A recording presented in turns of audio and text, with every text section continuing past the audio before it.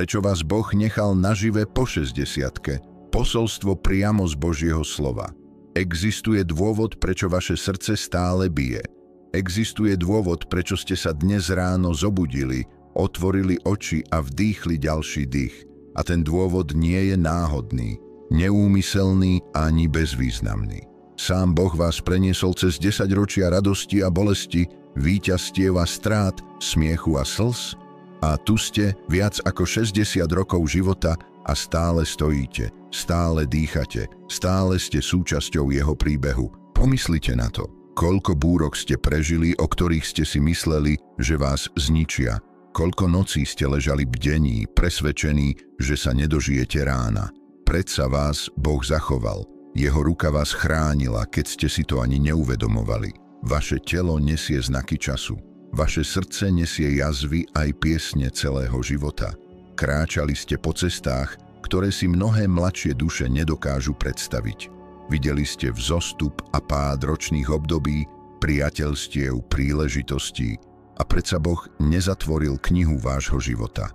Tento moment vo vašom živote nie je tichým zmiznutím do pozadia. Je to posvätná kapitola, obdobie, keď hluk sveta stíchne a Boží hlas sa stáva jasnejším. Čas, keď každý deň, ktorý žijete, má väčšiu váhu, väčší zmysel a väčšiu večnú hodnotu. Skutočnosť, že žijete po 60 rokoch, znamená, že nebo má pre vás stále niečo, čo máte urobiť, vidieť, povedať a stať sa. Nielen prežívate. Ste zachovávaní z božských dôvodov. A možno, len možno, najväčší vplyv vášho života sa ešte nestal. Prvé, stále ste tu, pretože Boží plán pre vás nie je dokončený. Ak vaše srdce stále bije, znamená to, že nebo s vami ešte neskončilo. Biblia v knihe Job 14.5 hovorí, že dni našich životov sú určené Bohom. Nikto ich nemôže skrátiť bez jeho povolenia. To znamená, že váš život nie je držaný pokope šťastím, medicínou alebo náhodou, ale zvrchovanou vôľou samotného Boha. Prežili ste choroby, zlomené srdcia, sklamania a boje, ktoré vás mohli vziať pred rokmi. Iní kráčali podobnými cestami a už tu nie sú. Predsa vás Boh zachoval. Nie preto, že ste silnejší, ale preto, že jeho zámer pre vás sa stále rozvíja. Pomyslite na Mojžiša. Vo veku 40 rokov si myslel, že pozná svoje povolanie. Do 80-ky mohol myslieť, že životné dielo je za ním, ale bolo to práve v tom neskoršom období, keď Boh zapálil horúci ker a povedal: choď, posielam ťa. Jeho najväčšie poverenie prišlo, keď by iní mohli povedať, že je príliš neskoro. Váš príbeh nie je u konca, pretože autor ho stále píše. Stále sú tu modlitby, ktoré môžete povedať len vy. Stále sú tu slová, ktoré môžete vysloviť len vy, láskavosť, ktorú môžete dať len vy, a ľudia, ktorých môžete zasiahnuť len vy. Roky, ktoré ste kráčali s Bohom, vám dali hĺbku a múdrosť, ktorú svet teraz zúfalo potrebuje. Niekedy si myslíme, že Boží plán je len o tom, čo robíme v našich mladších energických rokoch. Ale písmo nám pripomína, že plodnosť môže rásť v každom období. Žalm 93.14 hovorí: budú stále prinášať ovocie v starobe. Zostanú svieži a zelení.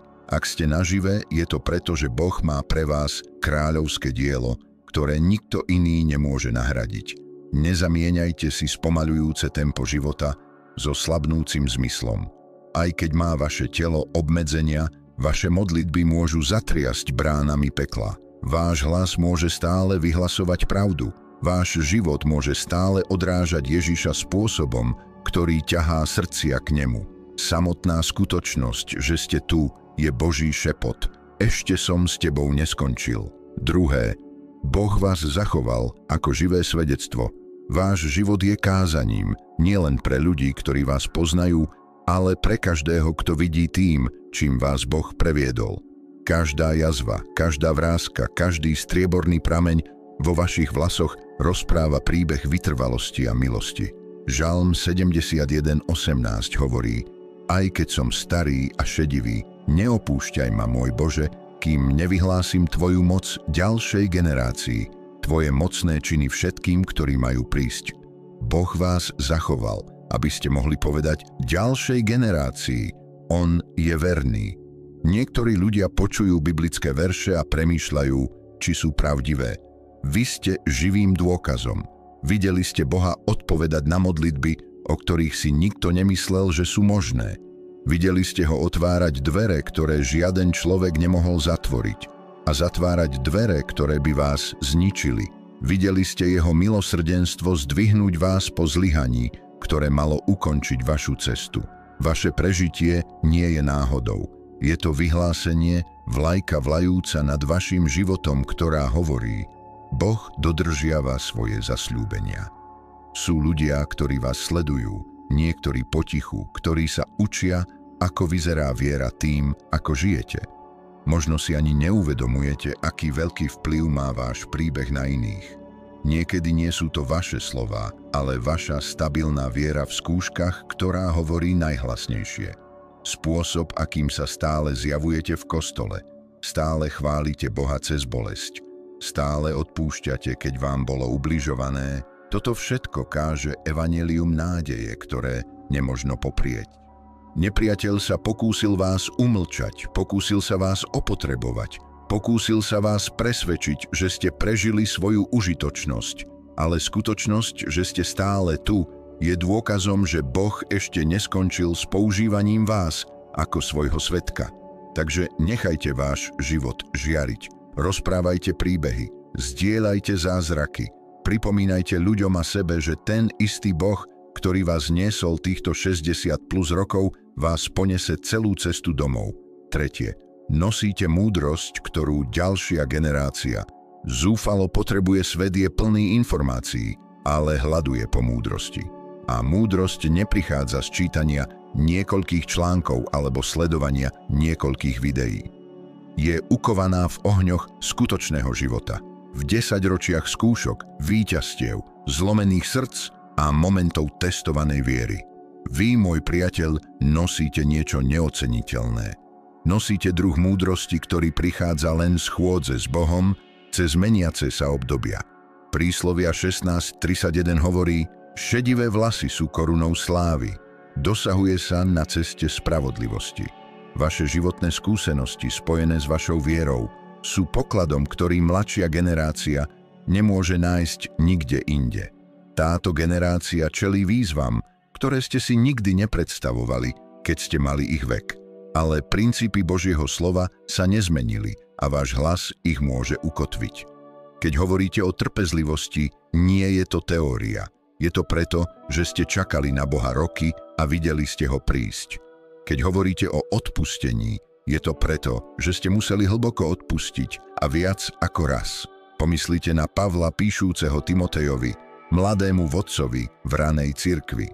Pavlove listy neboli len príkazy. Bolo to odovzdávanie ťažko získanej múdrosti, pravd dokázaných na bojovom poli viery. Máte to isté povolanie, hovoriť život, učiť pravdu, pomôcť ďalšej generácii vyhnúť sa pasciam, z ktorých ste sa museli sami vyhrabať. Nepodceňujte moc rozhovoru pri káve, modlitby šeptanej za bojujúceho mladého veriaceho alebo svedectva zdieľaného v správnej chvíli.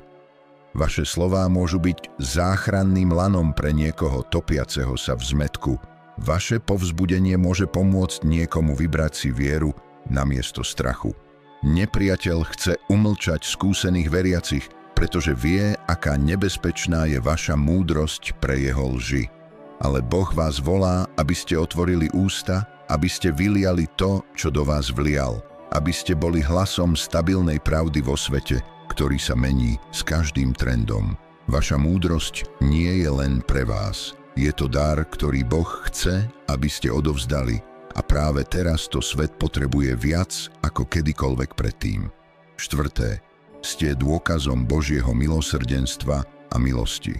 Pozrite sa späť na svoj život a uvidíte momenty, ktoré by ste chceli vymazať, slová, ktoré by ste si prijali by hovoriť, rozhodnutia, ktoré by ste si prijali by nespraviť, obdobia, ktoré by ste chceli žiť inak. A predsa tu ste, neopustení, nediskvalifikovaní, stále milovaní, stále vybraní. To nie je kvôli vašej dokonalosti, je to kvôli jeho milosrdenstvu. Náreky 3:22-23 hovoria: kvôli veľkej láske Pánovej nie sme strávení, lebo jeho súcit nikdy nezlyháva. Sú nové každé ráno. Veľká je tvoja vernosť. Ste živým dôkazom tohto verša. Skutočnosť, že ste stále tu, je dôkazom, že Božia milosť pokrýva, obnovuje a obnovuje. Boli časy, keď vás vaše chyby mohli zničiť, ale jeho milosrdenstvo vás zdvihlo. Boli časy, keď bola vaša slabosť ohromujúca, ale jeho sila vás držala stabilne. Boli časy, keď ste si mysleli, že ste zašli príliš ďaleko, ale jeho láska vás pritiahla späť. Toto svedectvo je mocné, pretože pripomína ostatným, že Boh nepoužíva len dokonalých ľudí, používa vykúpených ľudí. A pravda je, že vaše jazvy hovoria o uzdravení. Vaša minulosť namiesto diskvalifikácie skutočne zveličuje jeho milosť. Keď niekomu poviete: zlyhal som, ale Boh mi odpustil, bortíte lož, ktorá hovorí, že si musíme jeho lásku zaslúžiť. Keď prejavíte láskavosť niekomu bojujúcemu, odrážate milosrdenstvo, ktoré ste sami dostali. Nepriateľ chce, aby ste sa hanbili za svoju minulosť, takže zostanete ticho. Ale Boh chce, aby ste ju použili ako svetlo, dôkaz, že jeho milosť je väčšia než akýkoľvek hriech. Jeho milosrdenstvo hlbšie než akýkoľvek pád. Ste živým, dýchajúcim zobrazením Efezanom 2:4-5. Ale kvôli jeho veľkej láske k nám Boh, ktorý je bohatý na milosrdenstvo, nás oživil s Kristom, aj keď sme boli mŕtvi v prestúpeniach. Milosťou ste spasení, takže kráčajte v tej milosti. Hovorte o tom milosrdenstve. Nech svet vidí, že o 60 plus rokov neskôr jeho láska vás stále drží, stále vás uchováva, stále píše váš príbeh. 5. Stále máte duše, ktoré máte ovplyvniť. Sú ľudia práve teraz, ktorých večnosť by sa mohla zmeniť, pretože ste stále tu. To môže znieť ohromujúco, ale je to pravda. Boh vás umiestnil do špecifického kruhu vplyvu, vašej rodiny, vášho susedstva, vašej komunity. A v tom kruhu sú duše, ktoré stále potrebujú počuť, vidieť a zažiť jeho lásku cez vás. Ježiš povedal svojim učeníkom v Matúšovi 5:16: Nech vaše svetlo svieti pred ostatnými, aby mohli vidieť vaše dobré skutky a oslavovať vášho Otca v nebi. 10. verš nevyprší vo veku odchodu do dôchodku. V skutočnosti svetlo niekoho, kto kráčal verne s Bohom 10 ročia, horí so stabilitou, ktorú svet zúfalo potrebuje vidieť. Pomyslite na ľudí, s ktorými sa stretávate každý týždeň. Mladú osobu pracujúcu v obchode s potravinami, suseda prechádzajúceho rozvodom, vnúča čeliace tlaku rovesníkov, cudzinca sediaceho osamelého v kostole. Každá interakcia je príležitosťou zasadiť semená pravdy. Niekedy si myslíme, že vytváranie vplyvu vyžaduje stáť na javisku alebo urobiť niečo veľké v očiach sveta. Ale niektoré z največnejších života meniace momenty sa dejú potichu. Slovo povzbudenia, ručne písaná poznámka, jedlo doručené niekomu v núdzi, modlitba vyslovená nad zranenou dušou. Váš život nesie dôveryhodnosť, ktorú môže dať len čas. Keď hovoríte o Božej vernosti, ľudia vedia, že nerecitujete teóriu. Hovoríte zo života chôdze s ním. Táto autenticita ľudí priťahuje, núti ich počúvať. Nepriateľ by vás rád presvedčil, že váš čas robenia rozdielu je za vami, ale Boh hovorí inak. Pokiaľ máte dých, máte zmysel, pokiaľ vaše srdce bije, máte poslanie. A vaše poslanie nie je dokončené, kým to sám Boh nepovie. Stále sú ľudia, ktorí stretnú Ježiša kvôli vám. Stále sú srdcia, ktoré budú potešené kvôli vašej láskavosti. Stále sú duše, ktoré jedného dňa vstúpia do neba a povedia: som tu, pretože ste sa nevzdali. 6. Boh chce prehlbiť váš vzťah s ním. Neskoršie roky života často odstránia rozptylovania. Kariéra, ktorá kedysi pohlcovala vaše dni, môže byť teraz za vami. Zhon výchovy detí sa mohol spomaliť. Priatelia a milovaní sa mohli odsťahovať alebo odísť. A hoci tieto zmeny sa môžu cítiť horko-sladko, tiež otvárajú dvere k niečomu krásnemu, hlbšiemu, bohatšiemu, intímnejšiemu vzťahu s Bohom. Žalm 73:25 hovorí: Koho mám v nebi okrem teba? A zem nemá nič, čo by som žiadal okrem teba. Keď ste videli dosť zo života, aby ste vedeli, že nič na tomto svete skutočne neuspokojuje, začnete si ceniť jeho prítomnosť nad všetko ostatné. Toto obdobie nie je čakáreň do neba, je to posvätná učebňa. Boh často používa tieto roky, aby vás pritiahol bližšie, aby k vám hovoril jasnejšie a aby vylepšil vaše srdce pre večnosť. Modlitba sa stáva menej o zoznamoch a viac o zdržiavaní sa v jeho prítomnosti. Uctievanie sa stáva menej o piesňach a viac o odovzdaní. Keď Dávid písal v Žalme 27:4: O jednu vec prosím Pána, aby som mohol prebývať v dome Pánovom po všetky dni svojho života. Netúžil po budove, túžil po spoločenstve so samotným Bohom. To je to, čo tieto roky môžu pre vás znamenať. Niektorí ľudia sa boja starnutia, pretože si myslia, že to znamená stratu zmyslu. Ale v Božom kráľovstve môžu byť neskoršie roky vašimi najduchovnejšie, najplodnejšími. Vaša intimita s ním môže rásť hlbšie, než kedykoľvek predtým. Môžete počuť jeho hlas spôsobmi, ktoré ste nemohli, keď bol život hlučnejší. Boh vás pozýva do obdobia blízkosti, ktorú si mladšie roky často nemôžu dovoliť. Volá vás, aby ste s ním kráčali v tichom, stabilnom rytme, aby ste počuli jeho šepoty v tichu a nechali jeho prítomnosť stať sa vašou najväčšou radosťou. Svet vás možno spomalí, ale nebo vás ťahá bližšie. 7. Ste pripravovaní na svoj večný domov. Každý deň, ktorý žijete po 60-ke, nie je len súčasťou Božieho plánu pre zem, je súčasťou jeho prípravy na večnosť. Tento život nie je cieľová destinácia, je to generálna skúška a ako roky plynú, nebo sa približuje. Hluk tohto sveta stichne a realita večnosti sa stáva živšou. Ježiš povedal svojim učeníkom v Jánovi 14:2-3: V dome môjho otca je mnoho príbytkov, idem tam pripraviť vám miesto, prídem znovu a vezmem vás k sebe. To zasľúbenie nie je vzdialené ani nejasné, je osobné. Pripravoval pre vás domov a každé obdobie, ktorým ste prešli, vás naň pripravovalo. Skúšky, ktoré ste zniesli, vás vyčistili ako zlato. Slzy, ktoré ste plakali, zjemnili vaše srdce pre radosť, ktorá prichádza.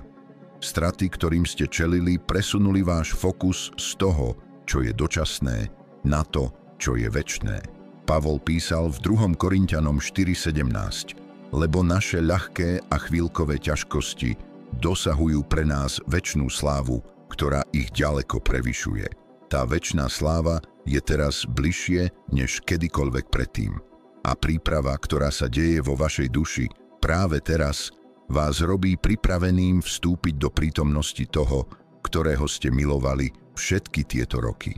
Pomyslite na to takto. Strávili ste 10 ročia učiac sa mu dôverovať, nasledovať ho, milovať ho. Večnosť bude plnou odmenou tej cesty, ale predtým, ako vstúpite do toho večného domova, Boh má ešte niekoľko záverečných úprav pre vaše srdce. Formuje váš charakter, prehlbuje vašu vieru a zosúľaďuje vaše túžby z jeho, takže keď ho uvidíte tvárou v tvár, vaša radosť bude úplná. Tieto záverečné kapitoly života nie sú o vyblednutí, sú o naklonení sa. Sú opustení závažia, ktoré nezáleží, držaní sa pevnejšie veci, ktoré áno, a nechanie Boha pripraviť vás na moment, keď konečne počujete: výborne, dobrý a verný služobník. Záver: ste tu z posvätného dôvodu. Ak ste sa dostali takto ďaleko, cez búrky, cez straty, cez bitky, je to preto, že Božia ruka vás tu držala. Nie len existovať, nie len prežiť, ale naplniť každú uncu zmyslu, ktorý pre vás stále má. Ste tu, pretože váš príbeh sa stále píše. Ste tu, pretože sú stále ľudia, ktorých máte milovať. stále modlitby, ktoré sa máte modliť, stále pravdy, ktoré máte hovoriť. Ste tu, pretože kráľovstvo stále potrebuje to, čo môžete dať len vy. 60 rokov nie je koniec vašej užitočnosti. Je to brána k vašim najzmysluplnejším rokom. Toto sú roky, keď vaša viera žiari jasnejšie, vaše slová majú väčšiu váhu a váš príklad hovorí hlasnejšie než kedykoľvek predtým. Takže nestrácajte ani jeden deň. Zobudzajte sa každé ráno, vediac, že ten istý Boh, ktorý vás niesol cez každé údolie a každé víťazstvo, je stále s vami. Kráčajte odvážne, hovorte pravdu, milujte hlboko a majte oči upriamené na večný horizont, pretože jedného dňa, skôr než si myslíte, vstúpite do toho večného domova, ktorý pre vás pripravuje. A celé nebo bude vedieť, že ste dokončili svoj beh dobre.